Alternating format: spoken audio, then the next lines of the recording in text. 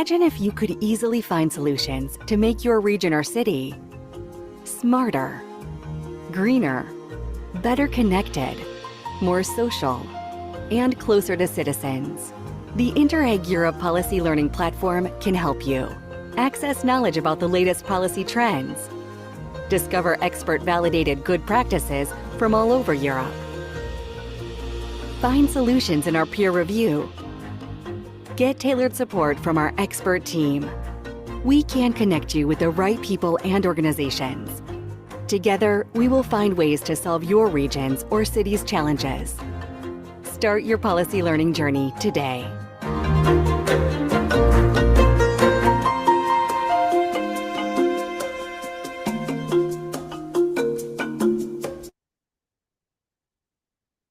Good afternoon, everyone. It's my pleasure to welcome you to the second episode of our Interreg Europe Policy Learning Platform webinar series on blue-green infrastructure for resilient cities. At the first episode last week, we focused on the blue aspects. And if you missed that episode, you can watch the recording and see the key learnings on the Interreg Europe portal. Today, at our second episode, we will speak about greening the urban landscape. Like last week, there is a lot of interest for blue-green infrastructure solutions, and we have more than 260 participants registered for this event today. My name is Astrid Severin, and I'm a thematic expert for Greener Europe at the Interreg Europe Policy Learning Platform. I'm here with my colleagues. So we have Magda Michaliková, who's also a thematic expert for Greener Europe, and also Valentine Dufay from our communications team, who is making sure we can all well communicate and exchange with each other. But before we start, just some housekeeping rules. You will have noticed we are recording this webinar, and you will be able to find the recording online along with all the presentations and some key learnings that you will see today. So please don't be shy. We have lots of experts here which can communicate with you. So don't hesitate and write any questions that you may have in the chat, and we will be posting useful links and information there as well. Also, don't let us know where you're coming from in the chat while we are already starting the webinar. And at the very end of the webinar, we will share a survey. So please don't be shy and give us your feedback. How did you like it? What else would you like to see and hear about? We are really looking forward to hearing from you. And with this, I would like to give the word to my colleague Magda to introduce us to the agenda and to greening the urban landscape. Thank you very much, Astrid. And a warm welcome from my side as well to all of our participants today. So just to show you the agenda of this webinar, we will start after my little introduction. We will start with our keynote speaker, Ine Vandecasteele from the European Environment Agency. And she will talk about nature-based solutions and ecosystem-based approaches in an urban context. So very interesting presentation from Ine. And after that, we will have 3 good practices from 3 of our Interreg Europe projects. We will start with Enrico, who will talk about revalorization of local public green infrastructure to enhance bee population and biodiversity. We will continue with a presentation from Miranda, who will introduce us to the Rotterdam Goes Green program. And we will close with a presentation from Flóra, who will talk about green infrastructure guidance for municipalities. So very interesting topics that we will cover. There will, of course, be time for discussion, time for questions. So don't hesitate to write your questions in the chat during the presentations. We will take them after the presentations, and there will also be a little time in the end of the webinar to discuss. What I would also like to talk a little bit about, you have seen the video about our Interreg Europe Policy Learning Platform, but maybe we have some people coming from our new projects and you are not that familiar with the platform yet. So just very briefly, the Interact Europe Policy Learning Platform is the organizer of today's webinar. We kind of provide different resources with the platform. We say always we give access to people. So we organize events such as this one, but also on-site events, on-site workshops, where you have opportunities to meet the community, meet people like yourselves who are working on similar issues. You can also find these people in the database at the platform. We also give access to knowledge. So we already have a lot of knowledge in the policy learning platform. We have a lot of policy briefs on different subjects, stories, news articles, a huge database of good practices. So yes, it's a good resource for you to search through if you're looking for specific topics. And we also give access to expertise. So we provide services called matchmakings and peer reviews, where you can approach us with a topic that is very specific to your municipality or your region. And we will do our best to find experts who will then meet you and help you solve your policy challenge. As an example, I have talked about our policy brief on green and blue infrastructure last week, but maybe some of you were not there last week. So just to mention that we have this policy brief, and yes, you can find a lot of information, of course, on green infrastructure, a lot of examples, and I've just decided to put this kind of nice image here, which in our point of view, we think that it shows quite nicely the difference between a city that has implemented blue and green infrastructure and a city that has not implemented it. And we have seen also across Europe recently that there's been a lot of flooding, a lot of flash floods. And we can see that, a lot of our urban areas are just not prepared to the climate change and the changes that are happening in the environment. And green infrastructure is really one of the solutions that can make cities more resilient to extreme weather events. But also it can control pollution. It can act as a flood prevention measure. It can mitigate the urban heat island effect. And also, of course, has a recreational function.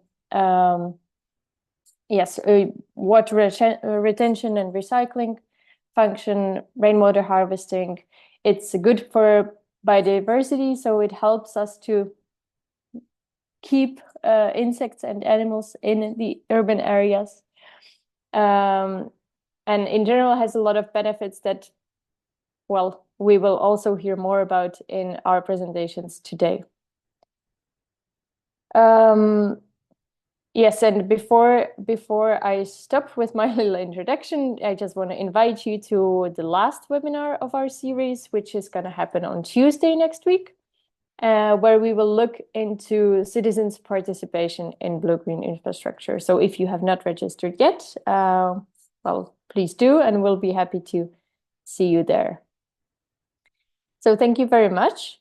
And before we go to our presentations, we would also like to launch a little poll to see where you, our participants, are coming from.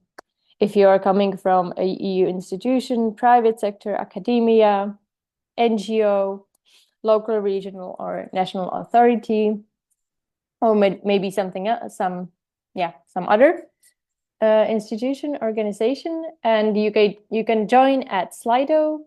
You can scan the QR code or just type and use the number under the hashtag. And we will also see if we have people who have participated last week. Maybe you can also let us know in the chat if you have participated last week. So far, it looks like it a little bit from the results of the poll, because last week we had, I think, around 80% of participants coming from local, regional, and national authorities, which seems to be quite a similar trend today as well.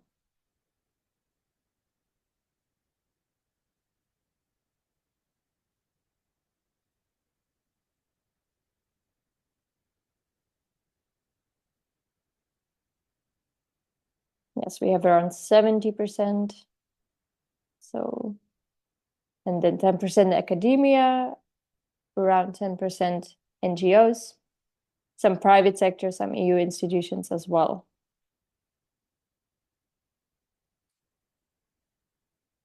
Okay, so great. Thank you very much. And I give the word back to Astrid and yeah, slash to our keynote speaker, I think. Exactly. Yeah, just to say thank you very much for participating in the poll. We have seen already in the chat lots of countries represented, and we're particularly happy also to see people from Bosnia-Herzegovina, from Ukraine, from Odessa, which I love the city. So very warm welcome to you all. So with this, without further ado, Ine, the word is yours, and we're looking forward to your introduction on nature-based solutions and ecosystem-based approaches. So please go ahead. Thank you. I just go ahead and share my screen, which I hope is fine. Okay.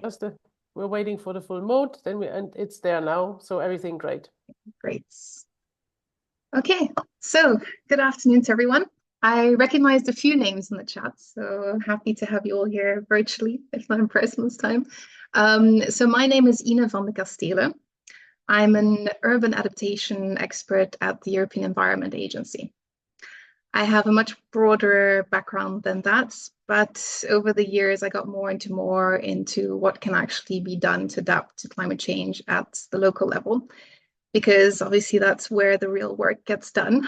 So I'm very excited to present to you today some of the things we are working on implementing nature-based solutions in the urban context. So just a brief view on who we are. So the European Environment Agency, for those who don't know it, it is an agency of the European Union, meaning that we are not part of the Commission, but work closely with the Commission. And actually our main goal is to inform the general public and the member states on the state of the environment and climate. So we work with a huge network of researchers across Europe. We are about 250 people based in Copenhagen, but we work with a network of over 1,000 experts from 350 institutes over all member states, countries. A huge and very knowledgeable network. So in the spring and summer of this year, we came out with several products relating to the importance of adaptation. So first was sort of our main problem statement. It was the first ever European-wide climate risk assessment, which was coordinated by the European Environment Agency, but done with a multitude of organizations. And that really gave the sense of urgency to act, to do something about the impacts of climate change. The following 3 reports and briefings I put there go more into what can actually be done. Because while it's important to know what is happening and to what extent, we wanted to also provide already some of what can be done, what is working, what is not working. And we did that for an urban context. We looked more into the health aspects, and then we also prepared a briefing on case studies from our platform, Climate Adapt. So what I will show you today is mostly based on the climate risk assessment and then onto the urban report. So when we came out with the European Climate Risk Assessment, our new director, it's been there about a year, she went on the book tour, and I think it was quite impressive for her to see the extent of the predictions. Essentially, the climate risk assessment actually stated that if we do nothing by 2100, we will be looking at up to 7 degrees warming compared to pre-industrial levels. And on top of that, we know that we are not prepared for this. So it is not only incredibly urgent to act, but we know right now that our policies are not yet ready, are not yet being implemented to the extent that is needed to tackle the impacts that will be seen. On the right, I show just a picture of how that is even more impactful in urban areas because of the heat island effect, the density of population, density of infrastructure. This is a map of Antwerp in Belgium.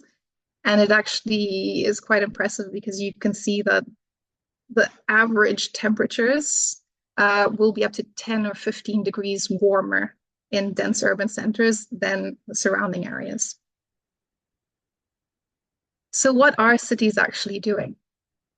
Today we're talking about nature-based solutions mainly, but cities are actually taking on a multitude of different actions to try to respond to the impacts of climate change, to try to increase their resilience towards future impacts.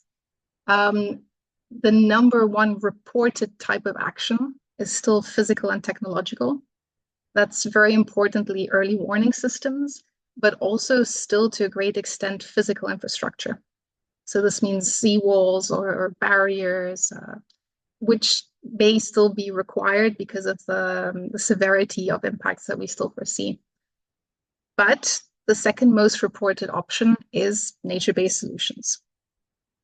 There are also an increasing amount of governance and institutional measures, and this actually includes some which try to give more space for nature-based solutions in the city, which include planning, which include also types of subsidies. There are also a number relating to knowledge and behavioral change, so awareness raising and making sure that people are on board with potential changes. And also a small but growing number of actions which really look into incentives and insurance and more economic and financial means to act and respond. So what are we talking about when we talk about nature-based solutions in urban areas? So I will not go through this whole slide, but just to give you an idea of what we're talking about here, I know last week you talked more about blue infrastructure, and now we'd like to focus on green, but they very much go together. So when we classify, we usually look at green options, which are more afforestation, revegetation. You have in cities a lot of fitting to the existing infrastructure, so green roofs and facades, but also things like urban farming, community gardens falls under that. And importantly, what is often not really talked about are brown options. So soil remediation, recovery of maybe industrial spaces is something that is very much done in cities. In terms of which kinds of measures are most adopted, we see that green spaces are actually mentioned as being used a lot more than projects on blue spaces. But often they're interlinked, and a project will usually tackle both at the same time and to a lesser extent remediation of industrial zones or brown spaces. And this varies a bit across Europe as well. So how green are our cities? Unfortunately, disclaimer here, our latest data is from 2018. We expect an update in the springtime up to 21. And then we'll hope to have more systematic data sets that cover the whole of Europe linked to the new nature restoration law. So that's quite exciting to follow. But our latest statistics that we have tell us that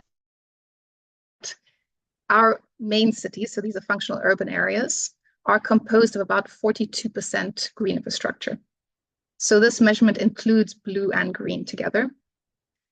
And it varies greatly depending on which urban zone you're in, from 96%, which is impressive, down to just 7% or so in some cities. Average tree cover is about 30%. Again, this will differ greatly whether you are in a dense urban center or whether you are also taking into account the peripheral areas, which are often much greener. So I was asked to look at opportunities and challenges related to nature-based solutions.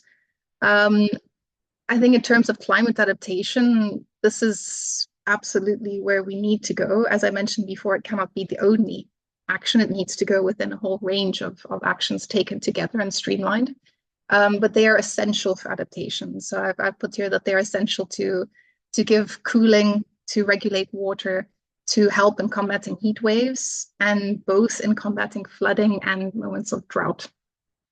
They are multifunctional, so they are used across many sectors for their multitude of benefits: recreation potential, mental health, biodiversity gains, and they're also seen as transformative and no regret measures. So meaning that their implementation usually causes no harm. They are seen to have so many different benefits that they are promoted regardless of whether their efficacy is completely proven or not.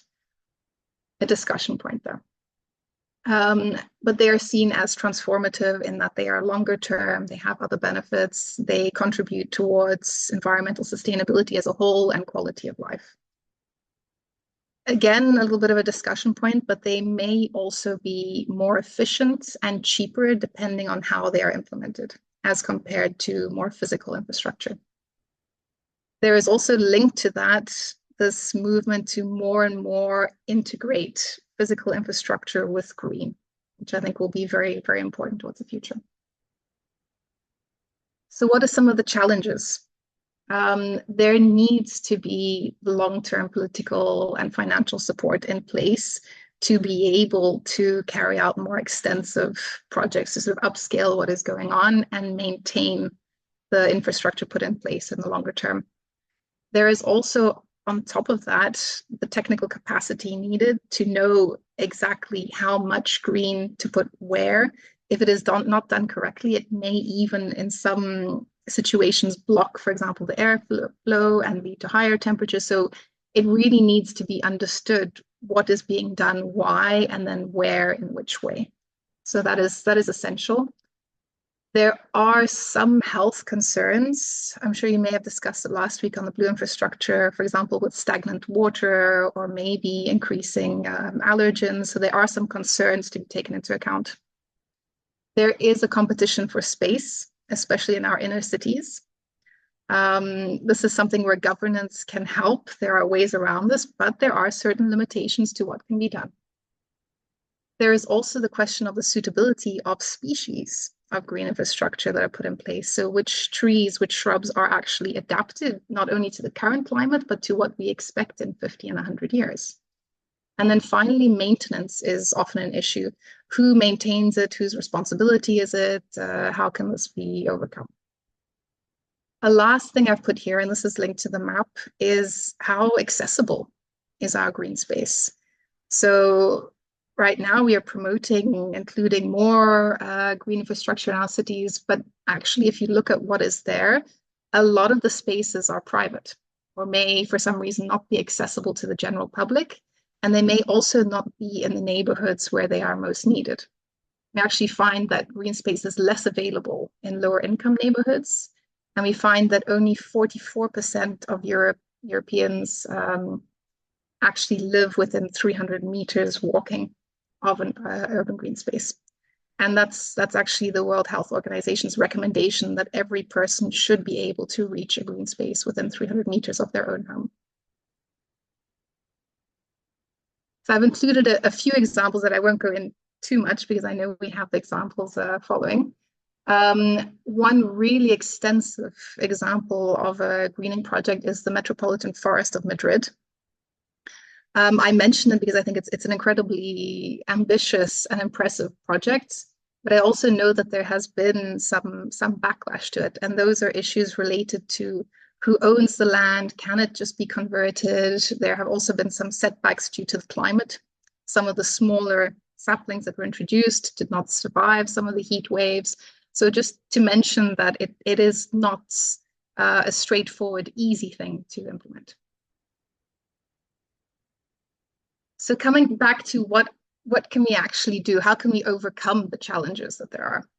So this is data from the CDP, formerly the Carbon Disclosure Project, where they have cities actually reporting on what they think the supporting factors and main barriers are to the implementation of adaptation. And we see that actually the number one supporting factor that they report is community engagement. The second factor, which is the biggest barrier mentioned by most cities, is budgetary capacity. And this is always very, very closely linked to political commitment and also technical capacity to actually use the financing when it's in place. So I'm going to briefly go through a few of these things to see how we overcome some of these challenges. So citizen engagement. We do often hear a bit about backlash. People that are against climate change still don't believe. There are many people who still need to be convinced. There are issues sometimes politically having the support that you want on regional or national level. Cities are often more ambitious in many ways. But I think it's important to recognize that actually from the last European Investment Bank survey, 80% of Europeans actually believe that climate change is a very serious problem that needs to be tackled. So there is the will there of the people to do something about this. And I think this is increasing as well. However, only 40% of local action plans, so city adaptation plans, actually identify the public as stakeholders. So that's actually quite a low percentage something. And this is something that can really be increased to help the implementation of nature-based solutions specifically. One really nice example, and I'm sure this has been mentioned many times, is the tegelwippen, the tile tipping that started in the Netherlands. I know it's also spread to Belgium, maybe other countries are picking it up, where they actually had a nationwide campaign to remove paving tiles. And they sort of played on the competition between cities. I know there was a rivalry between Amsterdam and Rotterdam, who could get rid of the most over time. So it actually really got people engaged and sort of played on that sense of competition to in the end remove the amount of tiled or paved area. Up to 140,000 square meters were removed in the end. So in the end, it was quite impressive, and it has spread on to other countries as well. 2 minutes, please. Other examples come from governance. So I keep talking about this long-term political will. I know many cities have it. It's sort of strengthened. I studied in Ghent. I saw also that there was somebody from Ghent. And I know there that there is a very strong push from people to do something, but also from the municipality. So that sort of plays on each other. And I think it's quite impressive what has happened there.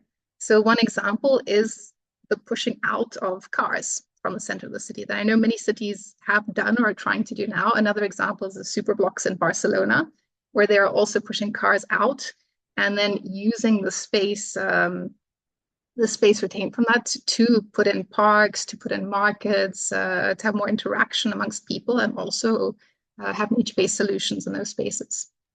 I've mentioned here as well. So you slowly need to conclude. Yes, oh, please. Okay. Okay. Sorry. So I won't go into it. I mentioned Hamburg's green roof strategy, where they oblige new buildings to have green roofs. In Norway, they oblige people to first try to use nature-based solutions before others. Should I just go to the last slide then? I'm too much. We can share the presentation afterwards as well, right? Yes, of course. Yes. Okay. I wanted to mention just briefly on financing and funding. Some of the projects that there are, to include also private funding, citizen-led initiatives, knowledge and data, just reiterating how important it was. So I already mentioned you need to know how you do what, where, and some examples of overcoming this competition. Won't go into it, but networks and what you're doing now, peer learning, is essential. And then this is the last slide, just to say that there are signs of hope. Things are changing. There is a strong political will at the EU level. So cities are already doing a lot, and that is being upscaled. There is more funding being provided. There is more push for this. And signs of this is the adaptation of the nature restoration law, but also the proposed European climate adaptation plan in a few years, which is really exciting. Okay, I stop there. Thank you very much, Ine, and sorry for pointing this out. But yes, we have a lot of questions already, so we also would like to have some time for answering those. So thank you very much for your really important presentation and for kicking off with something which I find important to say. It's the local level who is actually doing the real work, and time for action is now. It's urgent. And we are not ready for it. So it's really important that we have these exchanges and they're talking about the different approaches, experience, and opportunities. I would like to start with the first question from Carolina. She's asking where or how municipalities can find support for technical capacity building. That's a question related to the showed challenges that you have mentioned. Just come out of my slideshow that I can see everybody. Okay, there are several ways to do this. I know, well, maybe, yeah, there we go. Okay, so technical capacity. It's something that comes a lot from engaging in networks. I mean, some of what you're doing now, following webinars, I know Interact does a lot. We maintain a knowledge platform where we would try to do some reach as well. It's called Climate Adapt. Maybe I can share the link as well. And we do have a page also for cities and towns with information on all the different networks and projects that can be where you can take part. I know though that it's not always the easiest. I know especially in smaller municipalities, there may not be the technical capacity just simply because the topic is maybe not as recognized as it should be. But I think looking to peer learning events, looking to available knowledge can already help a lot. So I can share the link. That would be really kind. Thank you for sharing the link. We can also do it a little bit later because I have lots of questions. And okay. just to say, we have already pointed out, we have a policy brief. You can also write to us with a help desk question, or you can ask for a peer review where we can share with you and with experts knowledge. So that is also part of the capacity building that we're offering. So please, Carolina, be in contact if you're interested in that. So we have a question from Wim. Hello, Wim. So which EU-funded opportunities or programs are there now for nature-based solutions? So first is for new investments and infrastructure projects, for boosting greening projects. And the second for sharing or developing professional educational programs on nature-based solutions. So, for example, EU masterclasses he mentions. I mean, I think again, I would point to, I don't want to list them all now. I had a few on the slide here already with initiatives and funding opportunities, mission on adaptation, the LIFE project. But perhaps I can also write back and give a full list. And I'll share also the link to the reports where the presentation draws from, because there is a whole chapter on funding opportunities. So maybe that's the best. Yeah, we will go to you, Ine, and then we will share the information with the question. Then we have a question from Elena Fazio, who asks, how can we raise awareness and effectively engage residents in areas with historically low levels of public participation, particularly those who may be reluctant or disinterested in becoming involved in community processes? Difficult question. Good one, though. It's essential. I mean, I think so for this report, we did several interviews of projects or cities, and this was one of the things that actually came up, that in a city like Ghent, where you have good participation, things can move quite quickly. But what about a situation where people are not really motivated? I think maybe two things to mention. One thing that seemed to work quite well was going ahead with projects in specific areas and using them as showcases, so that you actually show what is being done and people can see for themselves, like, okay, this is something that is also related to climate adaptation, has other purposes, it's a good thing. I see the value of it from my neighbor. Maybe it's something we can also implement there. I think that's the most important, is something visual, tangible that people can see. I also know that some cities also target specific neighborhoods where people may, for different reasons, not be able to participate as much, because this 80% think that climate change is important. I should nuance that and say that they also looked into according to income class, or they looked a little bit into the demographics and found that, of course, if you are well off, you are more concerned about climate change because maybe you don't have the other priorities that people of a lower income may do. And that is perfectly understandable. But that's why in many cities, those areas are actually starting to be targeted for pilot projects. That's very important. And I also wanted to ask you something, because you have shown that there are cities which have 96% of green coverage or like green infrastructure, and others which have 7%. Should every city start by setting themselves a nice target, actually, and say, look, I mean, we want to achieve, I don't know, 50% or like that much for tree coverage? How do you think they should start? And I think this competition idea, as you presented the tegelwippen, this tile, these paving tiles, I think they have almost 10 million tiles they have already been getting out in the Netherlands. So is that a way of going about it, like with targets, competition? Is that what you think may help most? I think it can. It's actually something I'm working on now, is how do you actually measure progress and adaptation? Not only what's being done, but the impact thereof. And well, I mentioned it already, but the nature restoration law actually had targets, which were then watered down on the urban targets. Now it actually requires that all green areas are maintained, so they're protected, and it requires green infrastructure and tree cover to increase to a satisfactory level. And now there's a big discussion on what is actually satisfactory. And I know that, for example, some cities, I know for a fact that Athens has specific targets. I think they have a 30% target on tree cover, and then they also want, I think, 90% or 100% of people to have public access to green spaces within 300 meters. So those kind of targets, I think, are really valuable. Of course, it may not be possible. This huge discrepancy in how much green there is depends on the type of city and what's possible. And yes, monitoring is also still a question. What is the baseline? How is it monitored? All these kind of things. But I think the most important thing is to start somewhere and get working.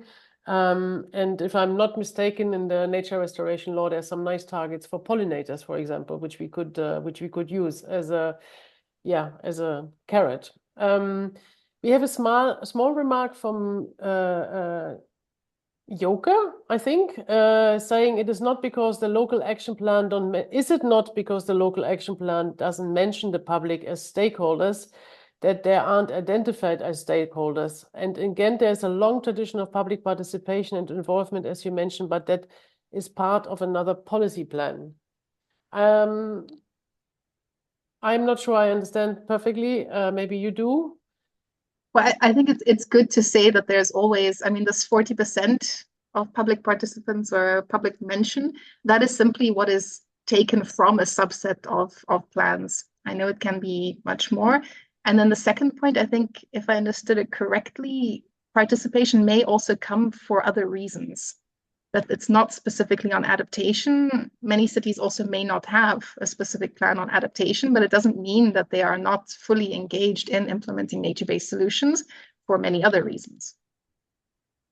Okay, well, thank you very much. At this point, we have also had a nice sharing from Joanna. She said landscape architects have a common training framework, and you shared the link. Thank you very much. Other links are also coming up in the chat, so that you could check out. And with this, we would like to thank you, and you're here, so we can still ask you questions.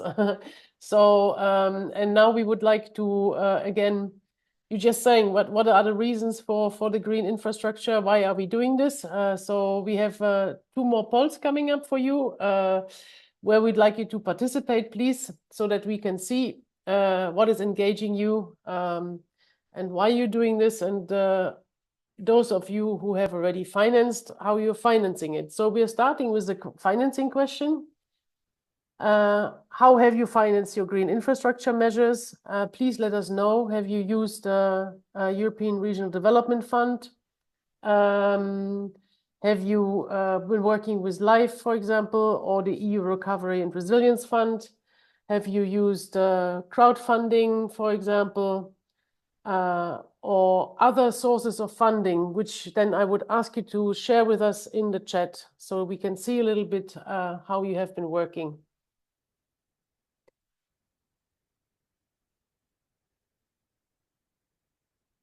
You have seen we have already had this question. How have you been financing? So where do you find the money for your blue-green infrastructure?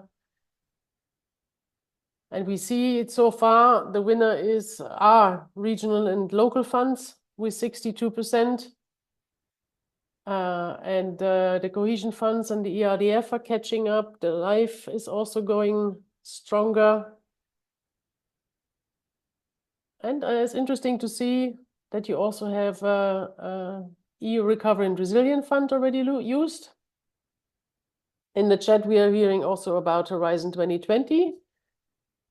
So to cover some research aspects. Well, thank you very much. I think that is already an interesting start. You can continue answering this poll. Please also look at the second poll that we are having. And here we would like to know what motivates you. What would you like to achieve? Why are you looking into green infrastructure? Is it better air quality, or that you can achieve increased water retention, soil quality, that you want to combat the heat island effect, achieve higher biodiversity, or kill several birds with one stone? I don't remember exactly how it's said in English, but all of the above.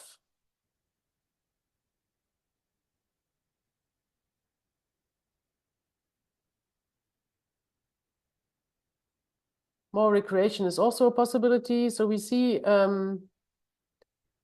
most people want to do everything at the same time. Achieving health and well-being is mentioned in the chat.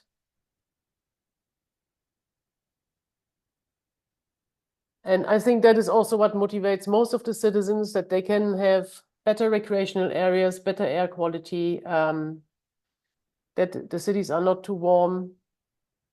So thank you very much for participating.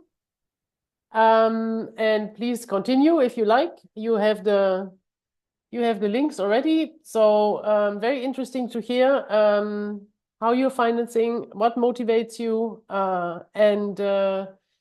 With that, we would like now to go and hear a little bit more from our good practices. And first, we're going to Italy, where we have Enrico with his colleagues that you can all see. Now you're already 4 people. So Enrico is going to present to us how you have been revalorizing local public green infrastructure to enhance, in particular, the bee population and biodiversity. So we're looking forward to hearing from you and your colleagues. Please don't be shy again to ask questions in the chat. We have all the possibilities, lots of experts sitting around the table that can answer us on these aspects. Yes, thank you. I hope you are hearing me. I'm sharing my screen, my presentation here. So you see 4 people, because I am Enrico Anghileri. I'm the project manager for the province of Rimini, which is a project partner of the project GIFT. But the owner of this best practice is the municipality of Montecopiolo. So at my side there is the deputy mayor, who is the creator of this best practice, and then 2 other colleagues from the province of Rimini.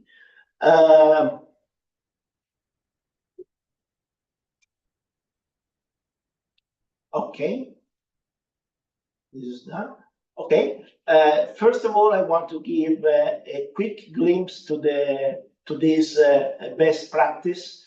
So the goal was to enhance the bee population and the biodiversity through the revitalization of public green spaces. The location is Montecopiolo, that is a municipality in the province of Rimini, in the mountains of the province of Rimini,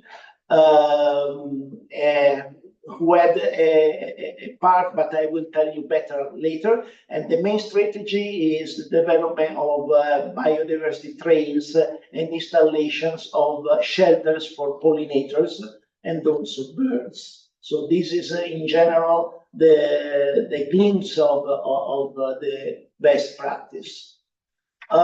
So the original need in Montecopiolo was the revalorization of a forest park in the municipality, because they wanted to put it in use for the community, but also to create some tourism and recreational area.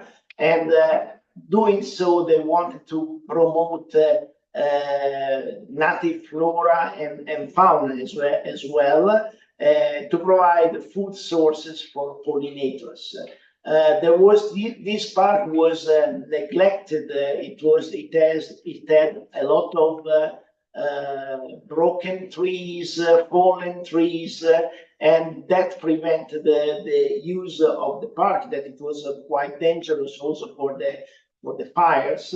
And so they had this first need to renovate it, and as side effect was also to create space for pollinators and try to increase local fauna that was local flora, sorry, made of wildflowers that were little by little disappearing for the lack of pollinators in the area.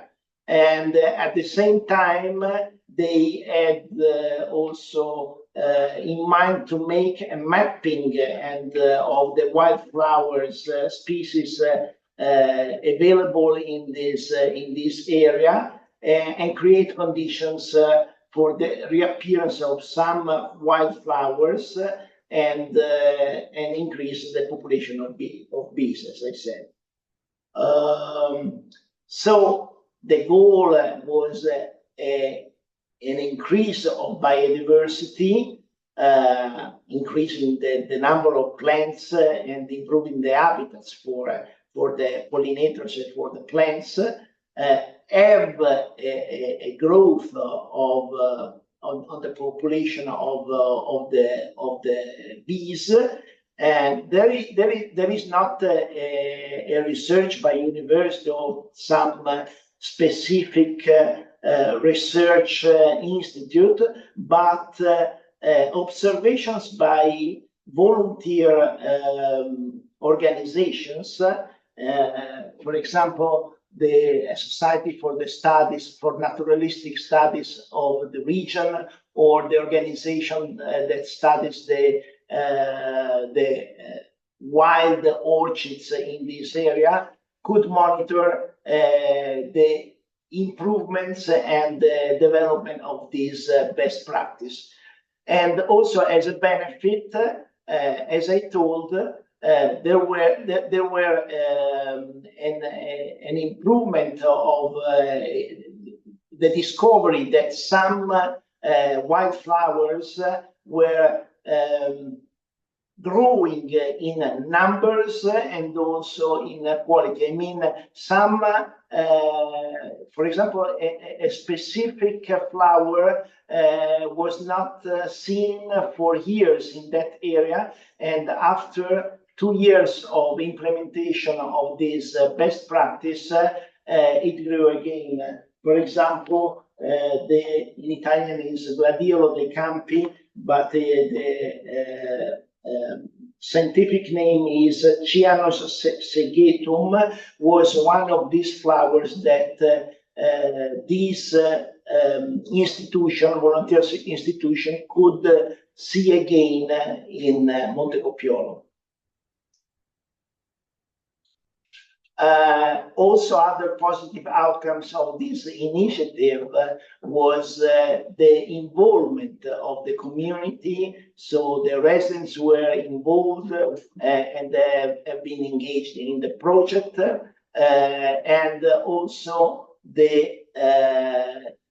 also in the future, these best practice that in few words involved in not cutting some areas, some patches of grass. So these these patches were left wild and constituted an habitat for the pollinators and for the wildflowers to grow. And this best practice was also encouraged to be done also in private gardens. And so the community now is also doing the same thing. They are not cutting in their gardens some patches of grass, leaving an optimal habitat for pollinators and for flowers. Another thing that was considered a positive outcomes is that the park that was neglected and was adjusted and was cleaned by fallen trees now is hosting new activities, educational activities for children, for schools. Also, there are groups of meditation and groups of people rediscovering nature. And of course, the park was given to the community by cleaning it and making it available. A best practice in the best practice is that all this was done with very little money, because to clean the forest, they contacted a local economic company that was able to clean and to use the wood that was collected for the private use, but also part of the wood was given to the municipality. So with the wood that was collected, they could make benches, fences, signals, etc. So at the end was a sort of an exchange that made possible to clean the forest almost for free. So the total budget for the municipality was just 5,000 euros that was used to build shelters for the bees, most of the bees and some birds. 2 minutes, please. So it is a project that an initiative that was with high impact but very low cost, with minimal use of administration funds, has a great educational value, because made this park available again for the citizenship and also for tourists coming visiting it, and of course for the population of pollinators and the population of wildflowers that increased very much. And of course, this is also a model that is easily replicable, because I think it is done also in other places, but left in some uncut areas and patches in the grounds leads to an increase in biodiversity and in the increase of the population of insects.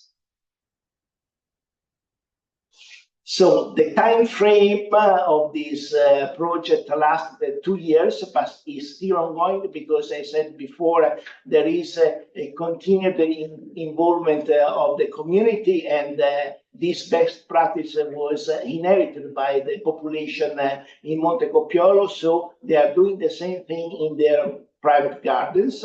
So there is an expectation of even a greater number of pollinators. So all the citizens are building, part of the citizens are building shelters for bees. And so it was, so there is also a change in culture in the community. The budget, as I told you, was very limited, so no funds were allocated for this solution. Enrico, please conclude slowly. It's the last one. And there was a maximization of resources because it was made with volunteers mainly. Thank you.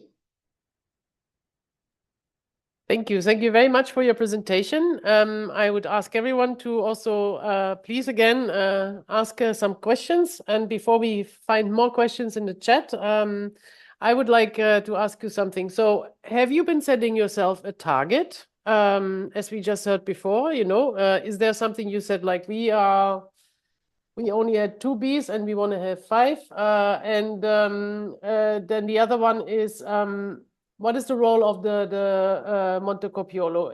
What is the role of the municipality in this program? Okay, a target was just improve the population and also the flora, to have those wildflowers that were disappearing appearing again. So, but there was not a numeric improvement, of course, because it was too ambitious to say we want 10,000, and it's also difficult to count bees. But it's visible that the results show that there are more wildflowers, so it means that there are more pollinators, and it's a virtual cycle that creates more wildflowers, more bees, even more wildflowers. And these volunteers organization are monitoring the population not of the bees but of the flowers, and they see that through the years they are monitoring the number of flowers, and they are more in number and more in species. Thank you. We have, there is not a numeric target. The other question was about what is the role of the municipality? The role of the administration. Okay, the administration was the engine. So we have here the deputy mayor, and of course they had this need to valorize this neglected area, and so they were finding agreement, finding the funds, the private funds to make this job almost for free. And also, of course, they are leading all the project involving the population and trying to change the mindset of people. Thank you. Thank you very much. I don't know, Ine, you looked also very interested. Do you have a question for our colleagues in Italy? Yes, but first of all, more of a comment. I mean, it's an amazing example. Congratulations. I'm always impressed by how much is being done on the ground. And I just wanted to note 2 things. I mean, it's so important to see examples of where you look at not only having green infrastructure, but that the quality is there. I think it's often brushed over. And that you also have actual outcomes that you can measure. I mean, whether it's a specific number or not, you can show the positive outcomes, which is so important. I hope that this example is being widely shared. And then, I mean, linked to that, my question would be, have you seen it being taken up further? I know you mentioned that people are also starting to do more in their own gardens. I mean, that's fantastic to hear. Can you tell me more? Is it being replicated elsewhere in other regions potentially in the future, or what are the plans? Okay, here we want to create more areas like this, more uncut patches, because we have seen that it works. So it's very easy to replicate in this same area increasing the number of patches uncut, and so create the habitat for pollinators. But also, as I told you, there are also private citizens that are encouraged to do this. They leave the park, they see that it's more beautiful, more livable, and they can do it also in their own private gardens, and they are also building some shelters for the bees. And of course, it's also replicable in any part of Europe and of the region. Thank you. So it's easy. It's easy, exactly. I mean, I wanted to thank you very much for this excellent example from the ground. I hope that you are able to spread this a lot, also in the province of Rimini to start, and that many people take inspiration from you. So big thank you also for the mayor and for some political leadership on that.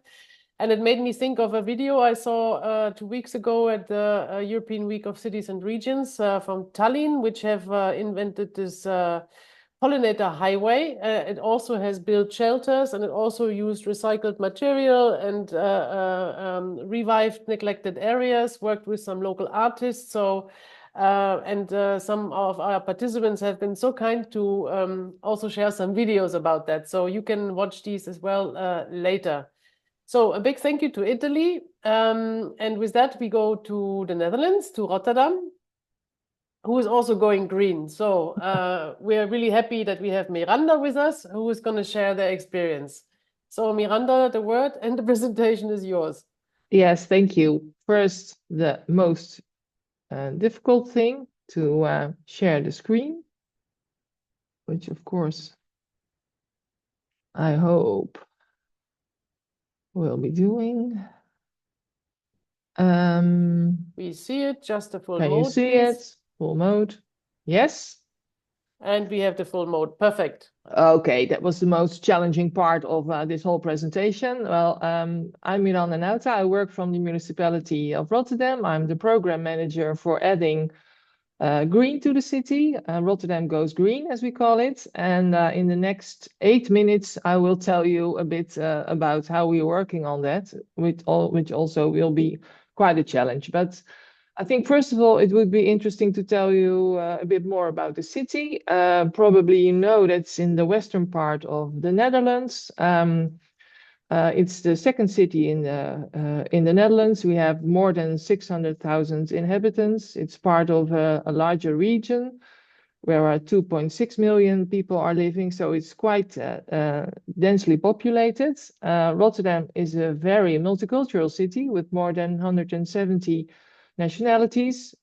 It's also a young city. We have a lot of households with children, and 20% of our inhabitants are younger than 19 years old. Rotterdam is also a rather poor city, although this is always a rather relative aspect, of course, but we have a lot of social rental houses. In Netherlands, we have the specific situation of housing corporations that are having houses that are mostly for reachable income, for reachable rents. And we can see that 20% of our children are living in poverty, and also poverty is relative, but we say poverty if the household has a maximum of 110% of the social minimum.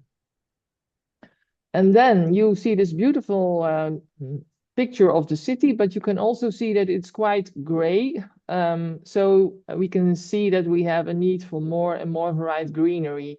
We have a lot of districts with few parks and few public gardens. And on top of that, Rotterdam will also be building like 30,000 new houses and apartments in the next years. So that means that we have more Rotterdam residents that will also need opportunities for walking and cycling and recreational activities.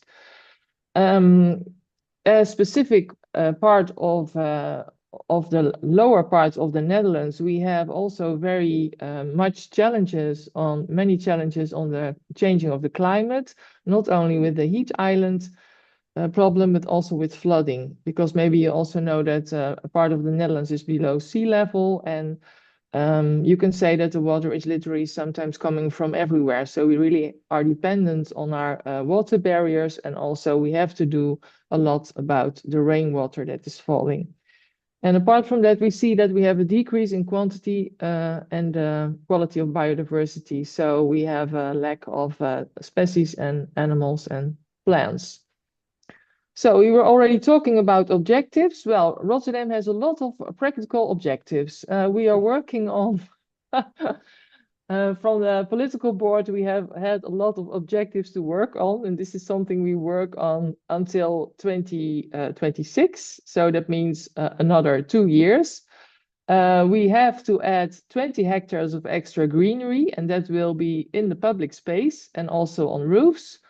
We have to do it together with others, because in the city only 40% of the land is owned by the municipality.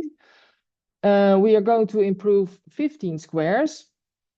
We are going to improve 4 green routes along the water, because as you have seen, Rotterdam is also near the river. So we think it's very important that people not only have an opportunity to have a good and green walk through the neighborhood, but they also need a route through the city and out of the city, because there we have more nature.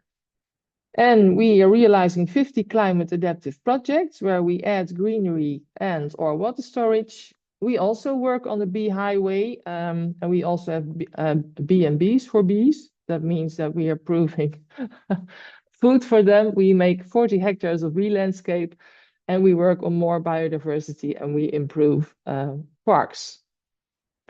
And as was already mentioned, we think it's very important to be adding green on all scales. So we have measures and methods for it to add green on all scales. We always say outside starts at the front door. So we have a lot of projects also improving the direct neighborhoods of people, with not only the tegelwippen example, as we already mentioned, but also other possibilities for inhabitants.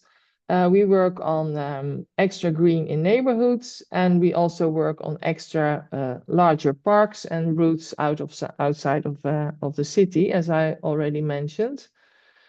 And we think it's important to do that not only in the areas where people are most calling for action, but especially in areas where the need is the most.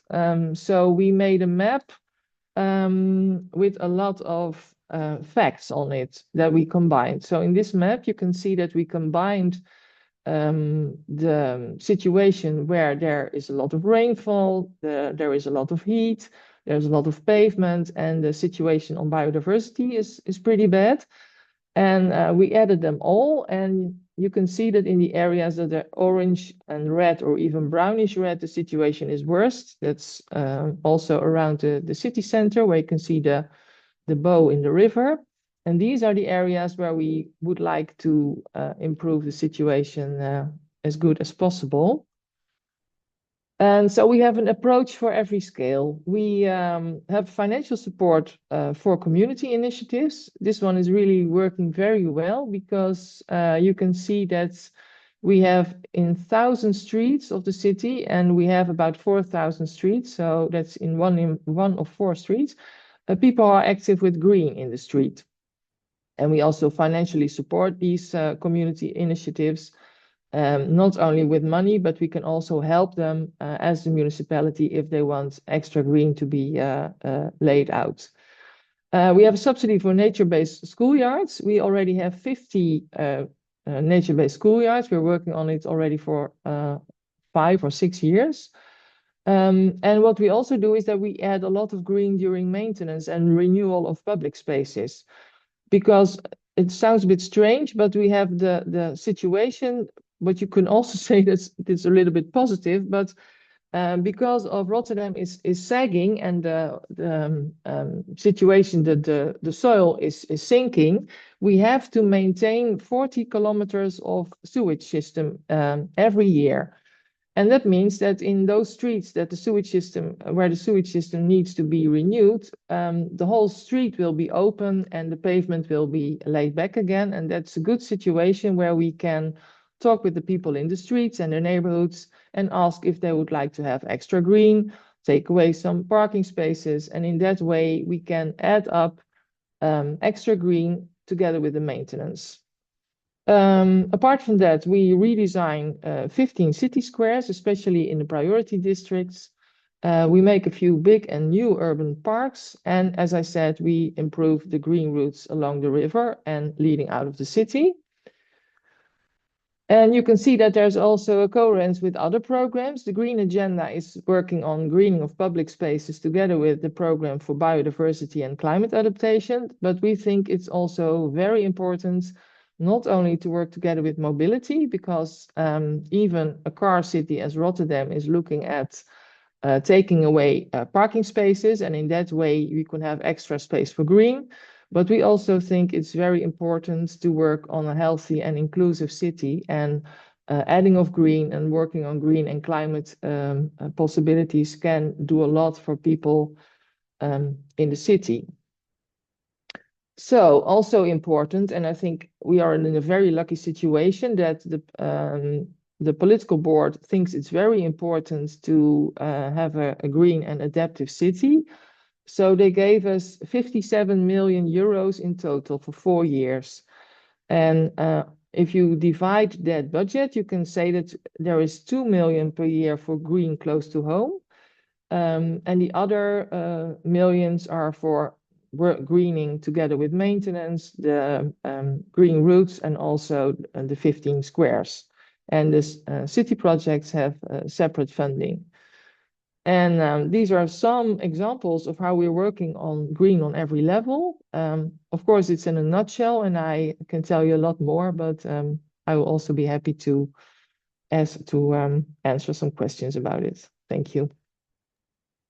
Well, thank you very much for a very impressive program and presenting it to us today. So I think a lot of inspiration we can see.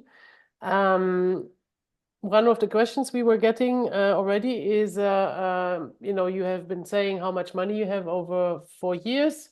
So question is, could you give more details on the subsidy for the nature-based schoolyards, and maybe even also for the streets? Because you said you're supporting the streets as well. You have 4,000 streets. So what can a street get in terms of support? Yes, it's for us, it's very important that an initiative comes from a street. So if a few residents together have a plan and want to do something, they propose it to the people that are working for the municipality in the neighborhood, because we have on a very neighborhood level administrative people. And they don't even have to work out the whole plan. We do it with them together, and then we ask them if they would like to do it themselves, or if we as a municipality have to do it. And also the maintenance doesn't have to be done by themselves. It can also be done by the municipality. And this sounds very expensive, but we can see that we think it's not so much, but we think that for 5,000 euros, you can have a lot of impact in streets. And we also have an NGO that's called Op Zomer Mee, and they even work on the lower level. They challenge people to come with a plan, and then they give people like 300 or 500 euros cash, and they ask people to improve, to work on the green in the neighborhood and the street, and just provide them with pictures to be sure that it's done. And I think that's a very low threshold. It's not too difficult for people to ask for subsidy or go to the municipality. So that works very well for us. And you have any specific requirements they have to fulfill, or? They have to be, it has to be in a public space, and of course it's clear that it can be done. So they cannot like take over a parking space, or it needs to be in an area that's not used for other things. And they need to do it with 3 or 5 neighbors. So that's the only yeah. That's true. Super, thank you very much. And can you also say a brief word about the schools, because you also mentioned that? Yeah, so we have a big schools, I think. We have 50 schools, yes. We have the situation that the schoolyards is mostly owned by the school. So we cannot, we have to give subsidy to the school to improve the schoolyard.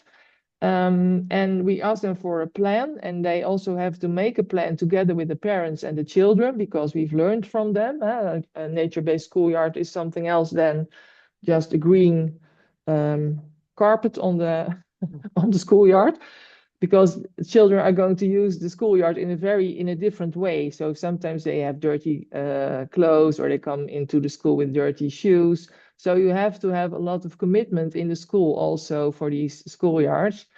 And we have a whole program for that, and we learned it from it a lot. So we also have a presentation about how we do that. So I can share it with you, or I can tell you more about it sometime. If you can share it, that would be great. Yes, yes. Then we would be really happy, and I think our participants as well. Well, a big You thank will. you to Rotterdam. Very ambitious, very good what you're doing. So and we are also getting already some examples from Hungary, where I was just going to go to. So Flóra, you have a green infrastructure guide that you have developed for municipalities. So please share with us your experience from Hungary. Yes. Hi. Good afternoon to everyone. I'll try to be as brief as possible. And I'm here to talk about a green infrastructure guide for municipalities we finished last year, but concluding years of work and different kind of research, interviews among municipalities and municipal professionals. I think it was more than 5 years. So all the preparation and multiple projects, it was really long time to get here. Actually, the why we started this job was because we realized that I think I jumped. Yeah. We realized that it is very difficult to talk about nature-based solutions and green infrastructure projects, even if people have a common understanding of what that is, if you don't have a common understanding how to build these projects and how to start and how to explain why this is different from, let's say, putting concrete on all of the streets. So that's why we created this guide. First of all, we wanted to establish a common basis for successful and effective projects. And in the previous slides and lectures, we have heard about the importance of measuring the effects of a project. But on the other hand, a project is not really effective if it is not solving the initial problem. So it's really difficult. On the other hand, we wanted to give support to municipalities in mapping and mitigating environmental climate risks, because usually, you know, what is your problem with climate? You ask municipalities and they say, well, it's hot in the summer. Well, it's of course a point of view, but this is not something you are going to be able to solve instantly. On the other hand, we wanted to give some support to decision makers, how to find the correct funding, because sometimes they think that, well, it's money. And then they think that this is fine, this is going to be fine because we will have money and whatever, we are going to spend it on whatever, but this is not like that. You have to have a strategy, a long-term strategy. You have to know which project you are going to start with and what kind of funding is available for your goals and your situation. Fourth, of course, sorry for misspelling, communication. We wanted communication to enhance communication among professionals, because planners wouldn't understand the decision makers, or municipality planners wouldn't understand either of them. So it is a very difficult to bring everyone on one platform, and of course raising general level awareness among everyone. When you want to establish the basics for a successful green infrastructure development, first of all, you have to say that, okay, what is my demand? What I want to achieve? What is my problem on what I want to achieve? And this demand-based planning, sometimes it's very, very difficult because it's very tricky to point out the main goal and the main problem. Then, of course, you all know maintaining biodiversity, regeneration, to have a professional approach on problem solving, the importance of monitoring, ensuring social and economic benefits, and of course, being all cost effective and enhancing partnerships. These are more or less commonplaces these days, and nearly everyone has already talked about this. So what we done in this guide, we took preparation of the project very seriously. So on the left side, you see the steps of a preparation of the project. So already preparing the project needs a coordination, a partnership, building your partnership, with whom you want to work with. What are your local challenges? Do you see any sort of foundation funding for these kind of projects? What is the regulatory environment? And what is the strategic environment of all this is very important. And in Hungary, we see that there is very, very little time and energy spent on project preparation and that's why it is such a very heavy part of the guide. And then on the right side, you see a typical project management, project development, so preparation, preparatory study, planning of the social aspects, realization, maintenance and management, which is very important because, you know, even in costs, whatever you put into the creation of a green infrastructure project, you will spend the same amount of money within the first 5 years of maintaining it. So this is a very important thing to think about it. And of course, knowledge transfer, because that is how we learn from each other, and of course, monitor. So let's have a very, very quick view on how this works. So first of all, in the preparatory phase, I won't list everything. What I would really like to point out is the data needs, database data needs. It's a very, very difficult thing, even in simply daily planning life, to get the right data and to get them on time. I mean, this is really difficult sometimes. It's slow, it's not the same amount of data, so it's a tricky thing sometimes. And of course, the strategic foundation is also very important. That the strategic plans of the settlement or the city are coherent with what you want to achieve in this project, and it is horizontally harmonized, if you see what I mean. And of course, the regulatory environment nowadays in Hungary, it is changing, but I guess everywhere it is a changing regulatory environment, more or less in every European or Central European country. And it is always difficult to be up to date with these changes and to understand them correctly and to use them correctly.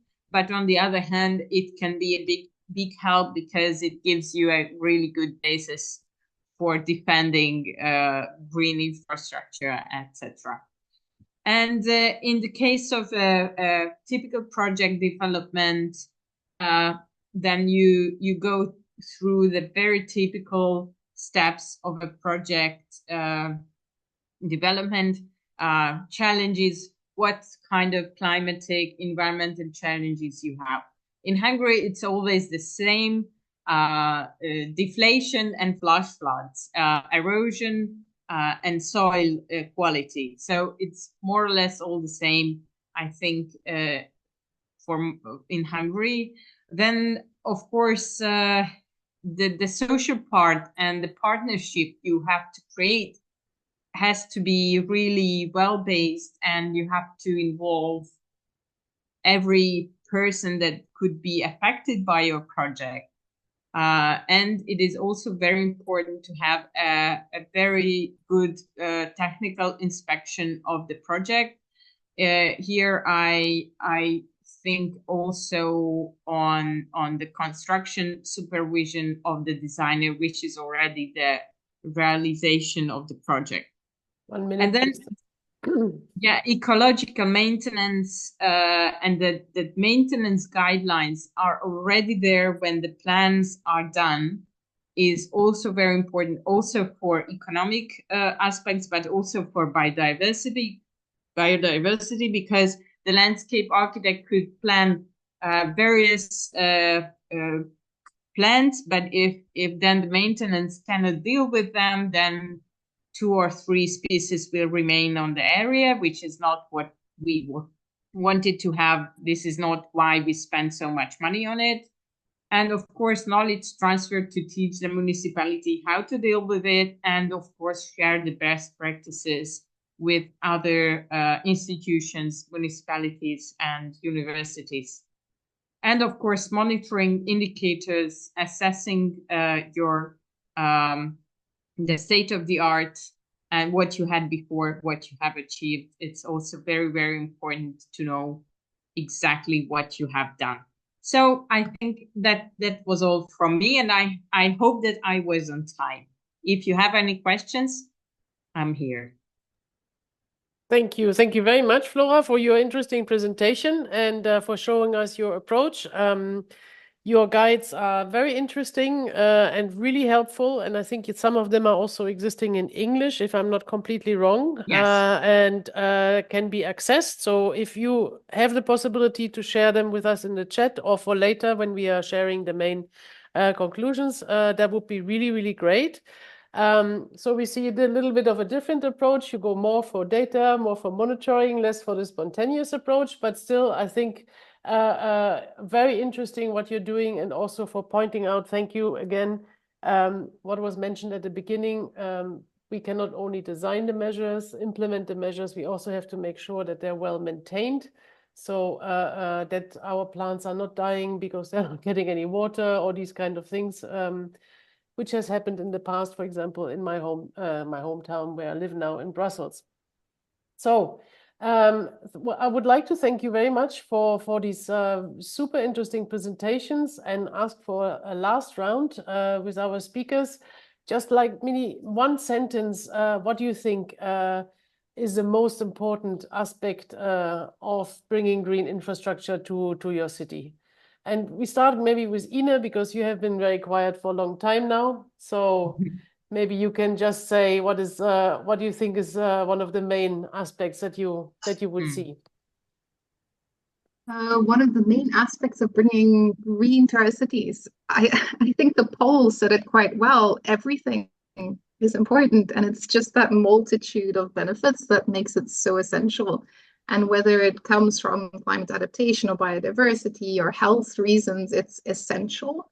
And having, your enthusiasm, bringing people on board, people in municipalities driving forward these projects, having people on board is essential. And then, providing financially, politically the infrastructure to actually be able to do this. And I keep saying upscaling, but indeed it should be at all scales. Whatever we can already do should be done. And then, I think it was nice to end on the guidance, on actually having the right information there available for people to know how to implement it well. So, so everything. Thank you. Thank you very much. Enrico, maybe just a short remark from your side. Very short thing. I say that we are very enthusiastic of our project. you were asking about the target before. We cannot count bees, but these monitoring research studies have monitored 183 species of wildflowers. That is a number, and also the engagement of the population and the change of mindset of population is motivating us to go on and increase the areas where we can do this. Thank you very much. Want to thank everybody, and we are welcoming Montecopiolo to visit our place if you happen to be here. Thank you. Very nice. Thank you very much for the invitation. Miranda, Rotterdam. I think it's very important, as you can also see in this webinar, that we combine a lot of information. That it's important to have information about the how do you call it, the more scientific materials and the ways that we can work on it, and also to have all these practical examples from all Europe to see that in a way we are working all on the same problems and same challenges, and that we all have all kind of solutions that we can share and that we can be more enthusiastic about, because I think we still have a lot of challenges and money is always an issue and maintenance, etc. But I think together we can show that we are having a lot of impact, and that's really important also to work together on a European level. Thank you. Thank you for pointing this out, for this exchange and learning from each other, so to achieve most of the impact. Yeah, the last word for Flóra. I think I would say consciousness. I mean, to be aware of your own situation, your goals, and how are you going to achieve it, and to use the right solutions for the right scale. That's it. Thank you very much. I think this is what you also, many of you said and showed also, that you actually understand your own situation, map your situation, know where your areas are that are difficult, where you have most impact, engage everyone. You know, that I found it interesting that you also said funding opportunities are not only the big ones, but also low-cost opportunities, and everything combined can make a big impact. Also work with like competitions, with schools, with education, so to motivate people not only to do this in public spaces, but maybe also in their own backyards. And finally, there is a lot of experience already there, which we can start implementing right away. We have heard from really interesting Interreg Europe projects today. We had the GIFT project, the NBS for Local, the JUSTGREEN. There's many others as well.